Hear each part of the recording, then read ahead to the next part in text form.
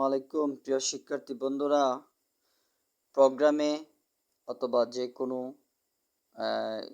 এইচটিএমএলে এই দুইটা অধ্যায়ের মধ্যেই এই চিহ্ন প্রতীক দিয়ে একটা না একটা এমসিকিউ থাকেই। 100% কমন। যে কোনো বোর্ড পরীক্ষা দেখবে এই প্রতীকগুলো দিয়ে একটা এমসিকিউ থাকে। এখানে দেখো, এই যে প্রক্রিয়াকরণ, প্রোগ্রাম ফ্লোচার্টে প্রক্রিয়াকরণ কোন প্রতীকটি ব্যবহার করা হয়? এখানে প্রক্রিয়াকরণ বলা হয়েছে, তাহলে প্রক্রিয়াকরণ প্রতীক চিহ্ন হইল আয়তক্ষেত্র। আয়তক্ষেত্র রাইট। কিন্তু এখানে দেখতেছো একটা এমসিকিউ না, এখানে অলরেডি 4টা এমসিকিউ আছে। যদি প্রক্রিয়াকরণ কথাটা না লিখে যদি এখানে বলা হইতো যে আউটপুট অথবা ইনপুট প্রতীক, কোন প্রতীক ব্যবহার করা হয়, তাহলে এটা লেখা হইতো, এটাও রাইট। অথবা এখানে যদি বলা হইতো যে সিদ্ধান্ত প্রতীক কোনটি নেওয়া হয়, কোনটি সিদ্ধান্ত প্রতীক কোনটি, তাহলে এটা সিদ্ধান্ত প্রতীক। যদি বলা হইতো যে ইনপুট আউটপুট, তাহলে এটা সমান্তরিক।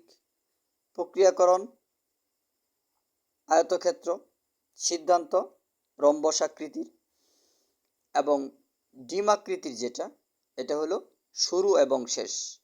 তাহলে অলরেডি এখানে 4টে এমসিকিউ দেখতেছো। এখানে 22 নম্বর একটা এমসিকিউ না, এখানে 4টে এমসিকিউ আছে এই ধরনের।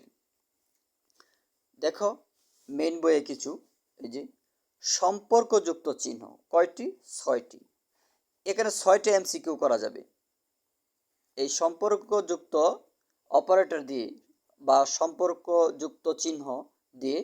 তোমার 6টা এমসিকিউ করা যাবে, কিন্তু এই প্রতীকগুলো দিয়ে একটা আসে, কিন্তু একটার জন্য একটা আসে, আরেকটা দিলে আরেকটা আসবে, এভাবে 6টা আসতে পারে।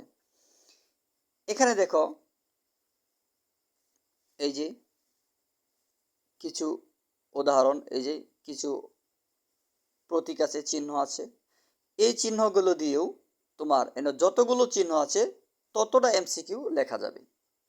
অর্থাৎ এই ধরনের প্রতীক বা চিহ্ন, অথবা এই যে সম্পর্কযুক্ত চিহ্ন, অথবা এই যে প্রোগ্রাম ফ্লোচার্টে যে চিহ্নগুলা, এই চিহ্নগুলো, এইগুলো দিয়ে তোমার একটা না একটা এমসিকিউ প্রত্যেক বোর্ডে 100% কমন থাকবেই থাকবে। এখন সম্পর্কযুক্ত চিহ্ন অপারেটর কয়টি? 6টি। এটা কোনটা কি সম্পর্ক সেটা জানার দরকার।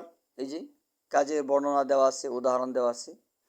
হ্যাঁ, এটা হলো ছোট, এটা ছোট অথবা সমান, এটা বড় অথবা সমান, এটা সমান সমান, এটা সমান নয়। এগুলো দিয়ে কিন্তু এক একটা এমসিকিউ করা যাবে। আর এখানে দেখো সবচেয়ে বেশি এইটা কমন উপযোগী, এই যে এটাকে অর বলে, অর মানে যোগ প্লাস, আর এটা এন্ড মানে গুণ, আর এটা হলো নট গেট। আমরা গেট পড়েছি যেরকম এই যে অর অ্যান্ড নট ইত্যাদি লজিক্যাল অপারেটরের জন্য এগুলো ব্যবহার করা হয়। এটা হলো অর, আর এটা হলো অ্যান্ড, যোগ, গুণ, নট মানে পূরকের কাজ করে। তাহলে এই যে আমরা এই চিহ্নগুলো, এই যে তোমাদের মেন বই এগুলো দেখবে, এই যে মেন বইয়ে খুঁজে বের করবে, এই যেগুলো আছে এগুলো দেখে মুখস্থ করে ভালো করে জেনে বুঝে রাখার দরকার। কারণ প্রত্যেকটা মার্ক প্রতীক দ্বারা আমাদের কি হবে, এক একটা এমসিকিউ হবে। এই ধরনের আরেকটা এমসিকিউ তোমরা এখন নিজেরা উত্তর দিবে। দেখো আমি দেখাইছি, এই যে দেখো এখানে একটা এমসিকিউ আছে, কোনটি লজিক্যাল অ্যান্ড অপারেটর প্রতীক বলো তো? এই যে এখানে কিন্তু আমরা এখনই, এই যে এখানে এই এখনই বলা হয়েছিল, এই যে এখানে কোনটি অ্যান্ড, এই যে অ্যান্ড, তাহলে এখানে দেখো এই যে কোনটি লজিক্যাল অ্যান্ড অপারেটরের চিহ্ন, কোনটি? তোমরা উত্তরটা বলো। এই যে গ নম্বর, এটা অ্যান্ড, এই অ্যান্ড মানে গুণ, আর এটা হলো অর, নট, আর এটা কিন্তু সম্পর্কযুক্ত চিহ্ন। এটা হলো সম্পর্কযুক্ত। এইরকম তোমরা আরেকটা এমসিকিউর উত্তর দাও। এই যে দেখো, এই যে প্রতীকটা দেখছো, প্রতীকটি কোন কাজে ব্যবহার করা হয়? প্রতীকটি কোন কাজে ব্যবহার করা হয়? এটা কোন কাজের জন্য ব্যবহার করা হয়? এই ব্যাপারে কিন্তু আমরা আগেই বলেছি, ফ্লোচার্টের মধ্যে আছে। হ্যাঁ, এরকম এটা সিদ্ধান্ত, যে সিদ্ধান্ত গ্রহণ করার জন্য এই প্রতীকটি ব্যবহার করা হয়। এরকম আরেকটা প্রশ্নের উত্তর দাও। দেখো, এই যে একটা চিহ্ন, এই চিহ্ন দ্বারা প্রোগ্রামের কি বোঝানো হয়? এটা আয়তক্ষেত্র, মানে প্রক্রিয়াকরণ। এই চিহ্ন দ্বারা বোঝানো হয় প্রক্রিয়াকরণ, আয়তক্ষেত্র। দেখতে বর্গক্ষেত্র মতো হয়ে গেছে, কিন্তু বর্গক্ষেত্র কিন্তু এই ফ্লোচার্টের মধ্যে নেই।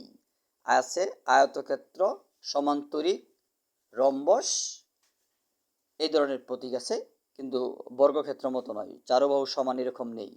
তবে এটাকে আমরা ধরে নেব প্রক্রিয়াকরণ, অর্থাৎ বর্গক্ষেত্র, আয়তক্ষেত্র। এরকম আরেকটা প্রশ্ন উত্তর দাও তো দেখি।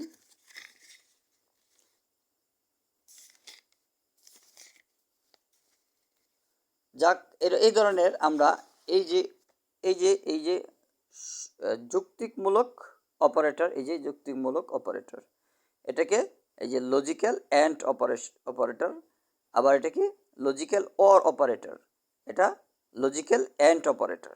এগুলো তোমাদের এই যে মেন বইয়ের মধ্যে দেখবে, এগুলো ভালো করে পড়ে শিখে নেবে। আবার এই দেখো, এই যে এগুলো হলো কি, প্রোগ্রাম ফ্লোচার্টের মধ্যে এইগুলো থাকে।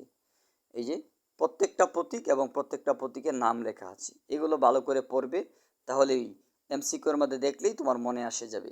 এই দেখো, এগুলো সবগুলো যে প্রতীক দেওয়া আছে, এই প্রতীকগুলো দিয়ে কিন্তু আমাদের অনেকগুলো এমসিকিউ হয়, প্রায় শতেক হয়ে যাবে। কিন্তু একটা না একটা এমসিকিউ কিন্তু এরকম যে কোনো বোর্ড পরীক্ষা থাকবেই, 100% কমন। এই জন্য তোমরা এই প্রতীকগুলো ভালো করে শিখে নেবে। ঠিক আছে ইনশাল্লাহ।